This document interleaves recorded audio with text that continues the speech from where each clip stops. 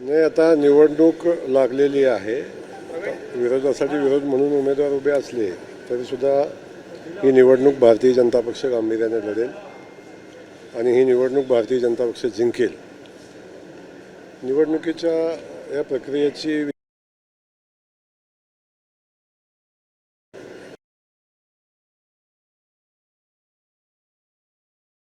नाही, आता निवडणूक लागलेली आहे. विरोधासाठी विरोध म्हणून उमेदवार उभे असले तरीसुद्धा ही निवडणूक भारतीय जनता पक्ष गांभीर्याने लढेल आणि ही निवडणूक भारतीय जनता पक्ष जिंकेल.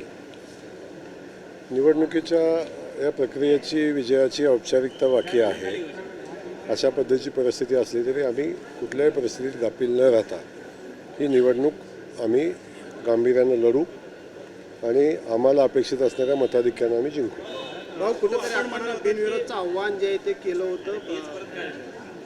हां, तुम्ही म्हणाला होता की मी विरोधकांची देखील चर्चा करू, त्यांच्या नेत्यांची देखील चर्चा करू, अशी काही चर्चा शेवटच्या टप्प्यामध्ये काही झाली होती का आणि त्यांच्याकडून काही शब्द आले होते? नाही, अशी ज्या ज्या लोकांना बोलणं अपेक्षित होतं त्या लोकांना बोललो. काही लोकांशी कॉन्टॅक्ट झाला नाही किंवा काही लोकांशी कॉन्टॅक्ट करावं असं मला वाटलं नाही.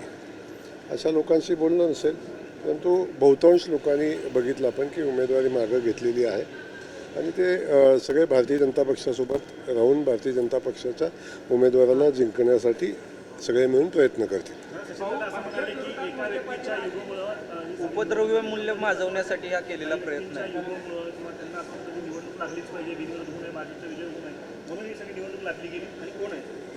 भाजपचा विजय होऊ नये म्हणून नाही, भाजपचा विजय होणार आहे याची पूर्ण जाणीव त्यांना आहे आणि त्या बाबतीत त्यांचं काहीच मत असायचं कारण नाही. पण आता निवडणूक लागल्यानंतर का लागली, कशी लागली, कुणी लावली या संदर्भात मला वाटतं चर्चा करणं माझ्या दृष्टीनं उचित नाही.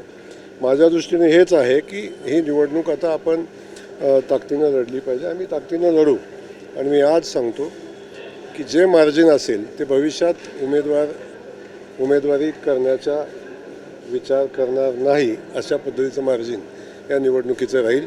आणि आकडासुद्धा मी तुम्हाला सांगेन, तुम्हाला माहिती आहे मी आकडा सांगत असतो, तो आकडा मी सांगेन, फक्त मला एक दिवसाचा वेळ द्या.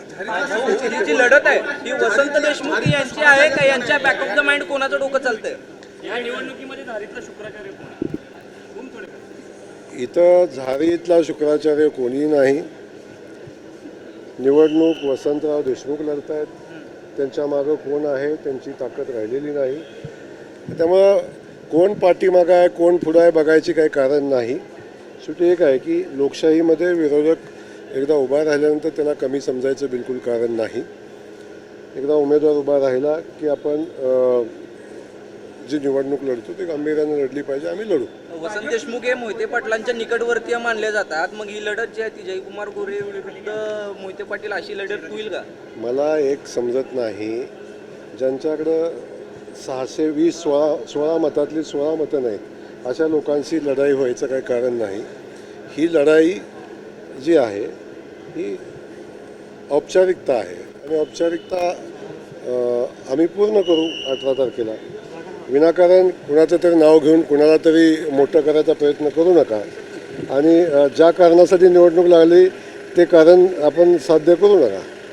आपण ज्या पालकमंत्री सोलापूर जिल्ह्यात आला त्यावेळेस मोहिते पाटलांना उद्देश म्हणून आगे आगे देखो होता है क्या म्हणून आता तुला तेच वाटतं म्हणायचं नाही, असं आगे आगे होता आहे क्या मी तर काय त्यांच्यासाठी बोललो नव्हतो. मला एक सांगतो तुम्हाला की भारतीय जनता पक्षानं मला काय उद्दिष्ट ठेवून इथं पाठवलं, ते उद्दिष्ट पूर्ण करण्याच्या दृष्टिकोनातनं जे जे करणं शक्य आहे ते आपण करतो आणि ते उद्दिष्ट प्राप्त करायचा प्रयत्न करतो. त्यातली पहिला दुसरा टप्पा कंप्लीट झालेला आहे. आम्ही तिसऱ्या टप्प्यात आहोत. तिसरा टप्पाही पूर्ण होईल आणि तो पूर्ण होत असताना चौथ्या टप्प्याची वाट म्हणजे ही मोकळी झालेली असेल. सगळीकडे बिनविरोध निवडणुका होण्याचा सपाटा सुरू असताना कुठे सपाट आहे बिनविरोध?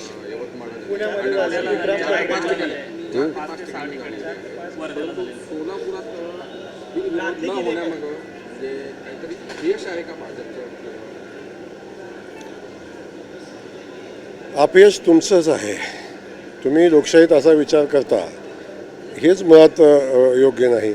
लोकशाहीत निवडणूक लागली पाहिजे आणि लोकशाहीत मतदाराला मतदान द्यायचा अधिकार मिळाला पाहिजे हे डॉक्टर बाबासाहेब आंबेडकरांनी सांगितलेलं आहे. मग आपण बाबासाहेबांच्या विचाराशी सुसंगत वागलं पाहिजे आणि सुसंगत राहिलं पाहिजे. 1997ला पहिल्यांदा भाजपनं ही विधान परिषदेची जागा सुभाषबाबूच्या रूपानं काढलेली होती. त्यावेळेस खरं तर भाजपकडे बहुमत नव्हतं तरी सुद्धा त्या ठिकाणी अदृश्य शक्तीनं काम केलेलं होतं. आता खरं 70 मतं असताना सुद्धा त्यावेळेस बापूंनी विजय मिळवला होता.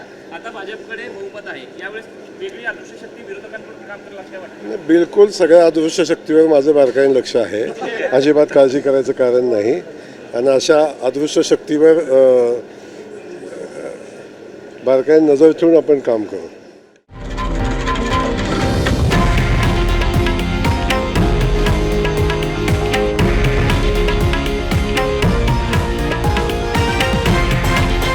हे आहे देशातील नंबर 1 न्यूज नेटवर्क आणि आपण पाहत आहात TV9 मराठी, एकमेव.